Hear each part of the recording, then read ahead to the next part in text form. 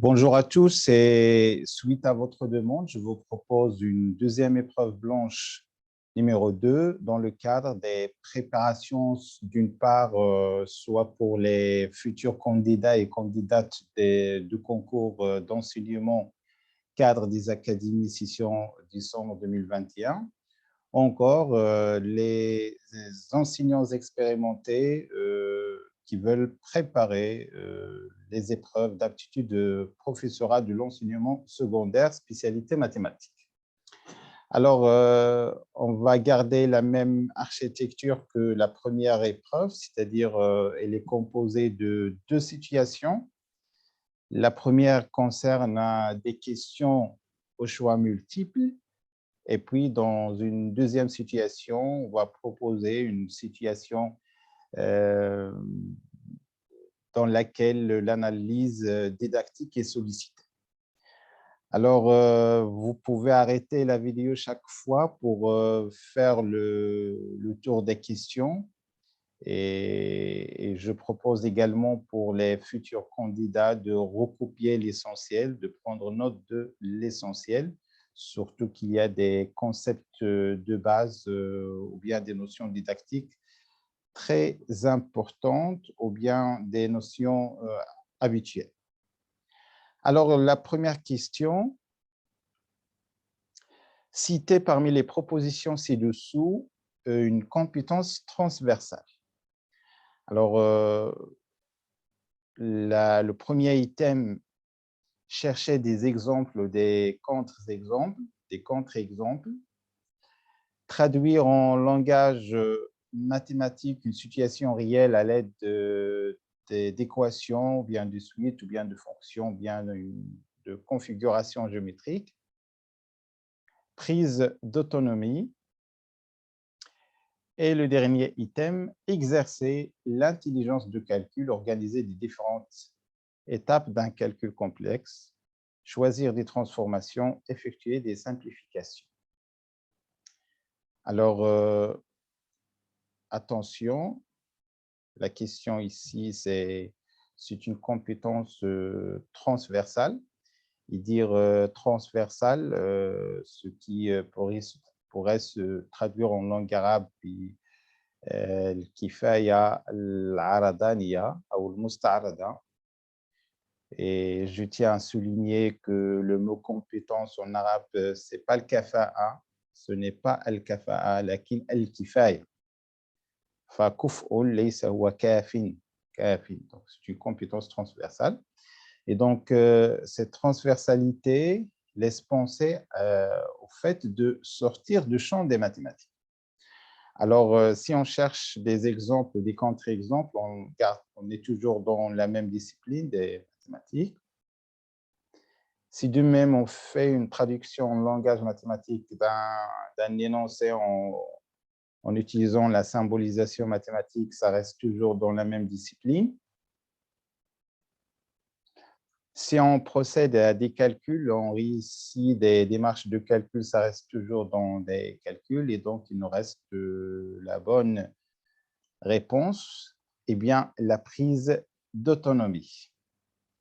Alors, très rapidement, qu'est-ce que c'est qu'une prise d'autonomie? Bien sûr, dans notre cadre des mathématiques, si on propose à l'élève un problème ou bien une question, se forme d'un QCM. Alors, le QCM, quant à lui, il propose des réponses. Et donc, l'apprenant va seulement se contenter de choisir la bonne. Ce n'est pas la même chose si on propose une situation ou bien un exercice, si on lui demande d'écrire la réponse, c'est-à-dire de produire une production rédactionnelle à l'écrit. Là, ce n'est pas la même chose. Et donc, la prise d'autonomie, c'est important. Et donc, c'est une compétence transversale. En ce qui concerne les autres, on peut les classer comme des compétences spécifiques des mathématiques. Ce sont des compétences spécifiques des mathématiques.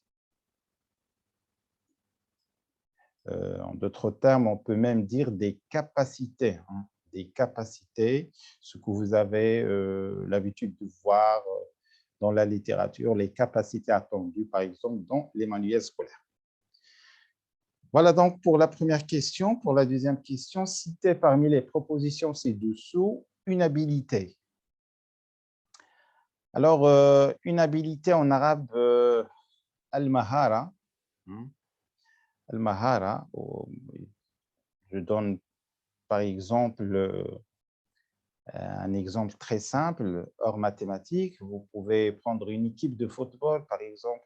Il y a des joueurs qui sont... toute l'équipe contient bien sûr une sélection des meilleurs joueurs, mais sûrement on va trouver un ou deux qui font de l'exception. Donc, on peut dire que c'est un joueur qui dispose d'une habilité qui n'est pas donnée à tout le monde, bien qui est un peu particulière, bien sûr dans le bon sens. Alors, dans notre cadre des mathématiques, s'agit-il de savoir utiliser les questions précédentes d'un exercice, disposer d'automatisme, ou bien s'engager dans une résolution d'un problème? Alors, je vais commencer par la dernière. S'engager dans une résolution d'un problème, oui, l'apprenant peut bien s'engager dans une résolution, dans la résolution d'un problème, mais il se peut qu'il ne pourrait pas, par exemple, réussir cet exercice, c'est-à-dire trouver la bonne solution. Disposer d'automatisme, ce n'est pas une habilité, c'est en quelque sorte la perfection d'une répétition, bien manipulation d'une répétition. C'est, par exemple, c'est comme un élève qui sait calculer les discriminants d'un trinôme ou bien d'une équation de second degré à une seule inconnue.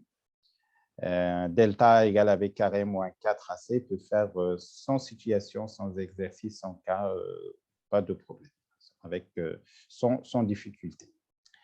Mais l'habilité, voilà l'habilité. Alors, voilà un exemple en fait d'habilité. C'est savoir utiliser des questions précédentes dans un exercice.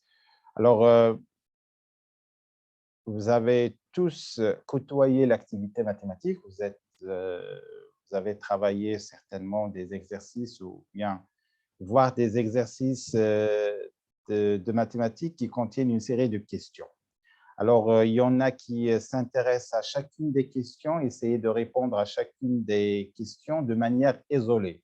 Il y en a aussi des apprenants, bien des élèves habiles, qui disposent de cette habilité de profiter, ou bien le terme c'est d'exploiter les questions précédentes pour répondre à une question donnée. Et donc, c'est une habilité de voir l'exercice en totalité, et ça c'est important. La signification des TIS, est-ce qu'il s'agit des techniques d'information spécifiques à l'éducation? S'agit-il des technologies de l'information et de la communication ou bien de la technologie de l'information et de la communication pour l'enseignement? Et si bien le dernier item qui constitue la signification des TIS. Alors, pour la deuxième, on pourrait avoir cette technique de l'information, de la communication dans un coaching, par exemple, ou bien dans une formation professionnelle pour un groupe donné. Alors, ici, il y a les techniques. Ce n'est pas les techniques, mais ce sont les technologies. Et voilà, donc on passe à la quatrième question. Citez parmi les propositions ci-dessous un exemple de conjecture.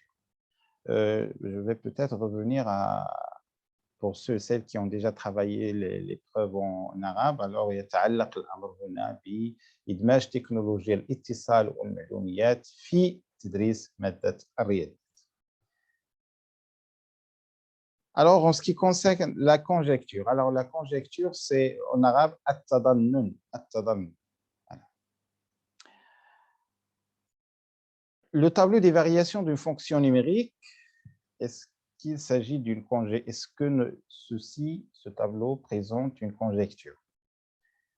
Un tableau présentant les valeurs de termes consécutifs d'une suite numérique ou bien un énoncé d'un théorème. Alors, je vais commencer par le dernier. Un énoncé d'un théorème, c'est une proposition qui est vraie. C'est une loi de vérité exacte. Alors, il n'y a pas de conjecture. C'est un résultat qui est correct.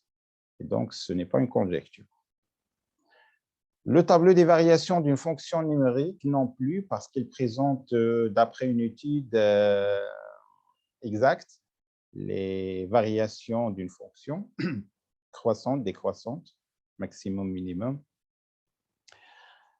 Un tableau présentant les valeurs de termes consécutifs d'une suite numérique, oui, ceci présente un exemple de conjecture. Alors, vous pouvez imaginer avec moi un tableur, Jadwal Excel, qui présente les valeurs de termes consécutifs d'une suite. Alors, bien évidemment, on ne peut pas les lister, tous les termes d'une suite numérique, mais en voyant par exemple les 4 premiers, les 5 premiers, ça va nous permettre d'avoir des conjectures. Par exemple, si U1 est supérieur à U0, on peut en déduire, on peut en conjecturer que la suite elle est croissante.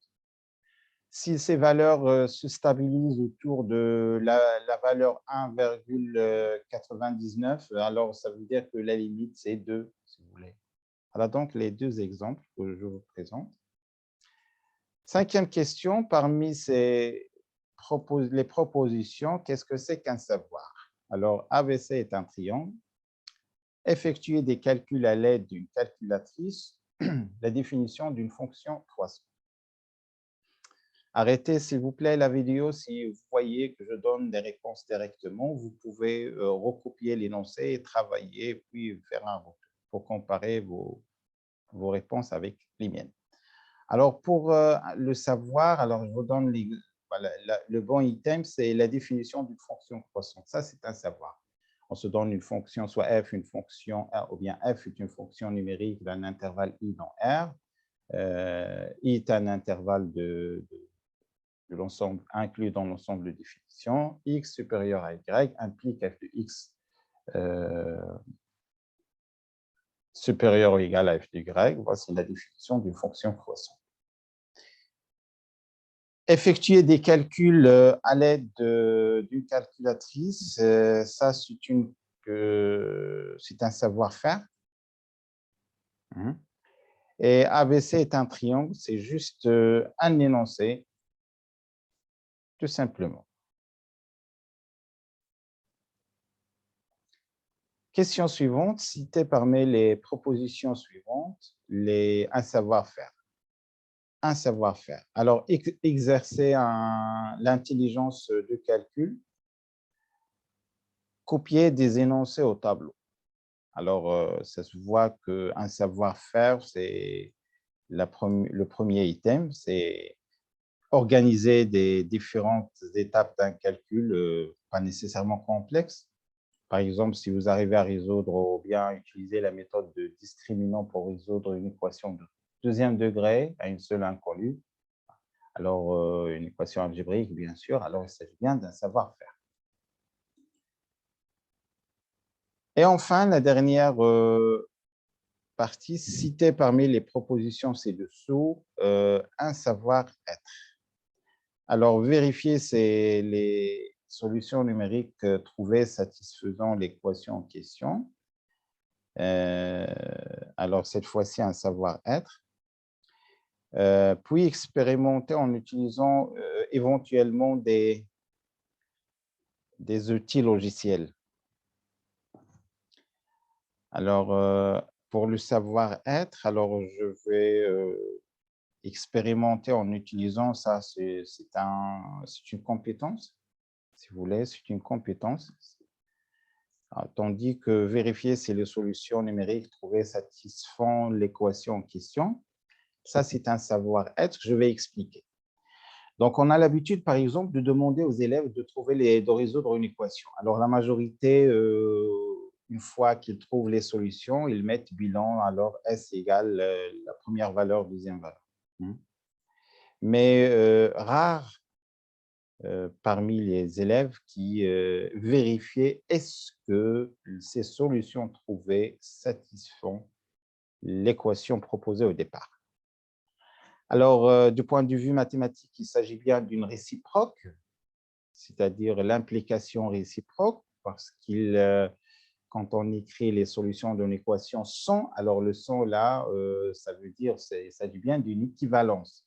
Et l'équivalence, c'est les composés de deux implications, implication directe et implication réciproque. En quelque sorte, ce savoir-être est le fait que l'élève, sans besoin de l'aide de l'enseignant, pourrait conclure est-ce que les solutions qu'il a trouvées sont correctes ou pas. Ben, voilà un exemple. Et bien sûr, ceci, c'est un aspect de confiance. Et cette confiance va lui permettre vraiment de défendre sa démarche avec argumentation mathématique rigoureuse. Voilà. Et donc, je tiens à souligner qu'une compétence, c'est trois. C'est une combinaison de savoir, savoir-faire et savoir-être. C'est l'une des définitions les plus simples. Alors, je vous donne alors un rendez-vous pour la deuxième partie de l'épreuve qui concerne la situation 2.